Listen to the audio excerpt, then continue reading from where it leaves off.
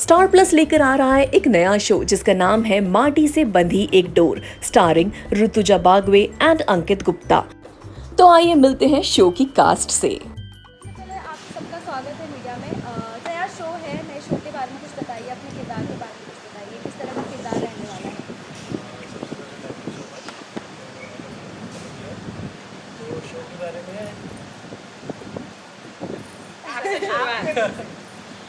तो ये शो माटी से बंधी डोर, जैसे कि नाम ही सजेस्ट कर रहा है, माटी जो बेसिकली लैंड है, हमारे पार्टिकुलर लैंड है, उससे हम सबकी डोर जुड़ी है, उससे हम सबके रिश्ते जुड़े हैं। बट जो रिश्तों के डायमेंशंस हैं वो कैसे चेंज होते हैं, वो कैसे ऊपर नीचे जाते हैं, ये स्टोरी बेसिकली पूछ रहा है। और जो कैरेक्टर मैं प्ले कर रहा हूँ रणविजय, लोग इसे प्यार से राणा बोलते हैं। Rana is actually very out going, is a chaser. जो चीज़ उसे चाहिए उसके पीछे भागता है, और जो चाहिए वही चाहिए, उसके अलावा कुछ नहीं चाहिए। बट ट्विस्ट ये है कि पूरी दुनिया में सिर्फ उसकी माँ है जिसकी वो बात सुनता है, बाकी उसे अपने फादर की भी इतनी कुछ पड़ी नहीं है, फादर की भी बात नहीं मानता नहीं है। बट जो माँ ने कह दिया वो उसके लिए बदले की बनती है। और आगे चल के वो कैसे अपना प्यार होता है और किसी और लड़की से शादी करता है अपनी माँ के कहने में, और फिर उनके रिश्ते जो डायमेंशंस अगेन कैसे चेंज होते हैं लड़की के साथ, बैचों के साथ, जया के साथ, और माँ के साथ, और पापा के साथ। सो मेरा character is all about. Ma'am आप क्या कहना चाहेंगे? माटी से बंधी डोर, जैसा अंकित ने आप सबसे कहा कि ये माटी से बंधा हुआ है।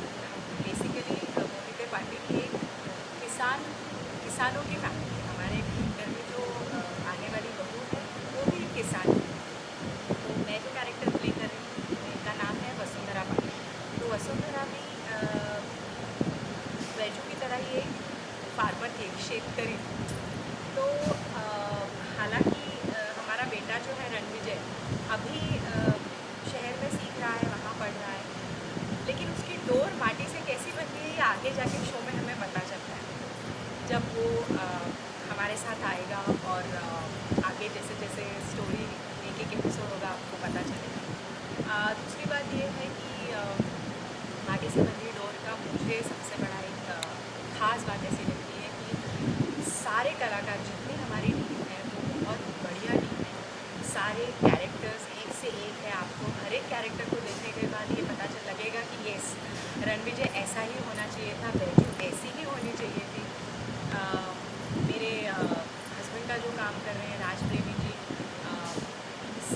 सारे कलाकार, संविधा है, गौरव मुकेश, एक बहुत अच्छी कास्ट है और एक बहुत अच्छा शो आपके सामने हम लोग बहुत अच्छी भावना लेकर आ रहे हैं। I am very sure that you all are going to love it. मेरे कैरेक्टर का नाम है वैजयंती कदम, जो पश्चिम महाराष्ट्र से बिलोंग करती है और सब इसे प्यार से वैजू कहते हैं। जो खुद एक किसान है, खेत में हल चलाती है, बाकी खेत के काम करती है, घर संभालती है। उनके फादर नहीं है तो वो घर की अर्नर है, तो उसके कंधे पे जिम्मेदारी है, तो वो सब संभालती है। और थोड़ी सी दबंग है, थोड़ी सी मर्द बनने की कोशिश करती है क्योंकि उसके घर में कोई मर्द नहीं है, तो उसके स्वभाव में थोड़ा सा वो है। बट वो दिल की अच्छी है, दिल की साफ है, और मिट्टी से बहुत प्यार करती है। और उसका एक बैल है जिसका नाम है राजा, उस पर जान चिड़ी। और आगे आगे देखते हैं कि उसका जीवन साथी उससे मिलता है कि नहीं, वो जैसे है अपनाता है कि नहीं।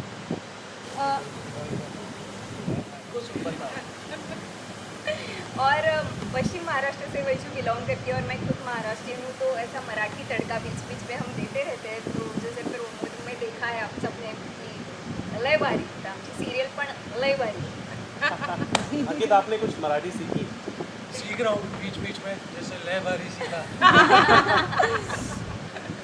मेलिया सीखा, मेल्या काय रे मेल्या। सो जो कोशिश कर रहा हूँ बीच बीच में थोड़ा कुछ मराठी यूज़ करूँ। बाकी हमारी टीम बहुत अच्छी है, एक्टिंग बहुत अच्छी है, और मोस्टली हमारी cast mostly from Maharashtra, Marathi background से। हमारे डायरेक्टर खुद ही इज़ अ महाराष्ट्रियन, ही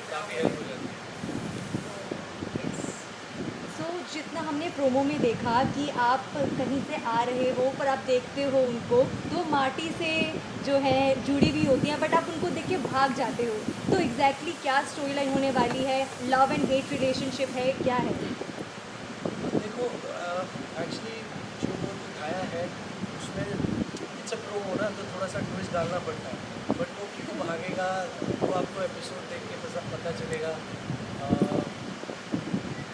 जैसे कि मैंने बोला था कि शहर में कोई है, फिर माँ के कहने पे कहीं और उसकी शादी हो जाती है, तो वो आई थिंक वो एक रीज़न है। करेक्ट। यहाँ पे अंकित जी और ऋतु जी, आप लोगों से सवाल है कि यहाँ प्रोमो में हमने देखा कि आप लोग अपना पार्टनर ढूंढ रहे हैं दोनों ही, तो रियल लाइफ में पार्टनर कैसा होना चाहिए आप दोनों का, और कब तक देखने को मिल सकता है हमें आपकी रियल लाइफ तो मैं पार्टनर? एक चीज़ हमेशा बोलता हूँ कि लिस्ट लेके कभी पार्टनर नहीं ढूंढते, लिस्ट लेके सिर्फ सामान बाजार से सामान खरीदा जाता है। लाइफ के पार्टनर में जो सबसे इम्पोर्टेंट चीज़ है कि आपकी वाइफ उनके साथ कैसी है, are you being able to yourself with your partner, that is the biggest quality. अगर आपके साथ ये है तो फिर आई थिंक आपने कितनी भी चेकलिस्ट बनाई है वो नहीं करी है। और यही एक चीज़ आपको एक लॉन्ग टर्म रिलेशन जो लाइफ लॉन्ग हम बोलते हैं, हमारे हिंदू कल्चर की शादी लाइफ लॉन्ग होती है, तो यही एक चीज़ है जो उसे लाइफ लॉन्ग बनाती है। सेम कि वो अच्छा इंसान होना चाहिए, दिल का साफ होना चाहिए, बाकी सब तो कम ज़्यादा सबसे होता है, तो वो एडजस्ट अंकित आपसे पूछना चाहेंगे, when it comes to Rutuja, तो be it theatre, be it films, be it Marathi serial, उन्होंने अपने नाम का लोहा मनवा लिया है, और क्योंकि इस शो का जो कंसेप्ट है वो मराठी बेस्ड कंसेप्ट है, कितना ज़्यादा डोमिनेंस होता है ऋतुजा का वहाँ पर जब वो आपसे कोई सीन करवाना होता है, सुनो ऐसे नहीं ऐसे कर लिया करो। तो सच सच बोलना।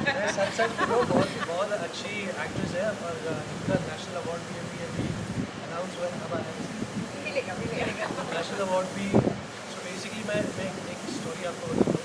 जब मैं पहली बार रिव्यू पे आया तो मुझे लगा कि मुझे आता है काम, मैंने किया है थोड़ा बहुत काम, तो मुझे आता है। तो मैं आया, फिर मैं अपने डायरेक्टर से मिला, तो पता चला कि उन्हें भी नेशनल अवार्ड मिला हुआ है। अच्छा चलो, ये तो बहुत अच्छी बात है, डायरेक्टर को नेशनल अवार्ड मिला है तो हमारा मोरल ही बूस्ट होगा, बहुत अच्छा है, अच्छे से काम होगा। फिर ये आई, इनसे थोड़ी सी बात हुई, फिर पता चला इनका भी नेशनल अवार्ड अनाउंस हुआ है, तो फिर मुझे लगा यार इधर तो सीखने को अभी बहुत कुछ पड़ा है, और मैं सीखते रहता हूँ। डायरेक्टर को मिल गया, हीरोइन को मिल गया, तो अब हीरो की अगला बात। चांस शायद ही। ऋतु, आपका क्या कहना है अगर मैं कहूँ कि ये और आपकी बॉडी में भी थोड़ा चेंजेस आया है, वेट लॉस किया आपने बहुत ज़्यादा, कैसे किया, कितना किया ये?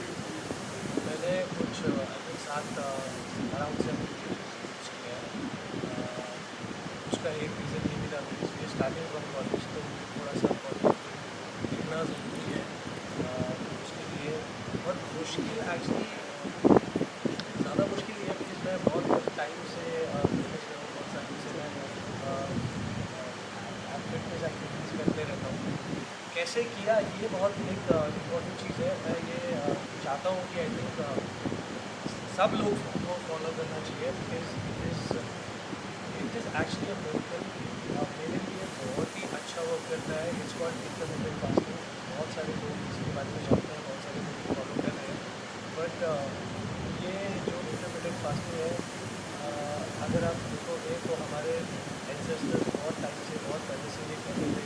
हमारे अगेन जो हमारे हिंदू कल्चर में बोलते हैं कि सुबह करने के बाद खाना नहीं खाना चाहिए और आधी मौत दूर के खाना चाहिए, तो वो रीज़न यही है कि जब सूरज ढल जाता है उसके बाद अगले दिन के ब्रेकफास्ट तक आपके पास कितने 16 घंटे होने चाहिए।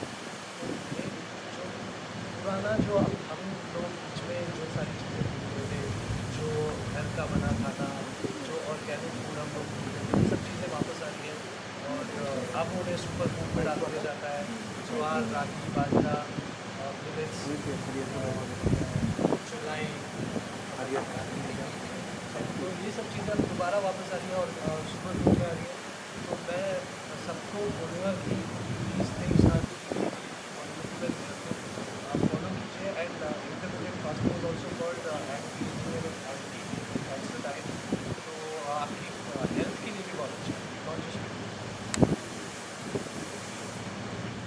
कितनी फिटर्निटी अलग है, वहाँ का शूटिंग शेड्यूल, यहाँ का शूटिंग शेड्यूल, और टीवी के बहुत बड़े दिग्गज स्टार के साथ आप काम कर रहे हो, तो स्टार जब आते हैं तो उनके आगे पीछे कितने लोग आते हैं, और क्या वो हाथ में कॉफ़ी मग लेकर आते हैं या नहीं? नहीं, वो बहुत ही सिंपल है और ऐसा उनकी पर्सनालिटी में स्टार क्वालिटी है, पर वो जो उनका अंतराज है ऐसे लेके घूमते नहीं है, वो वाइब नहीं देते, वो इतने हम्बल है। अगर नहीं लेकिन मैं वही बोल रही हूँ ना कि ये बहुत ही हम्बल है, ऐसे मस्त सबसे बात करते और सीन करते वक्त भी ऐसे डोमिनेट नहीं करते कि मैंने बहुत किया हुआ है कि ये सब। और मैं मराठी में काम कर चुकी हूँ तो टेक्निकली सब नॉलेज है, बट वो मेरा कंफर्ट जोन था। यहाँ मैं कंफर्ट जोन से थोड़ा सा बाहर काम कर रही हूँ तो थोड़ा डर तो होता है।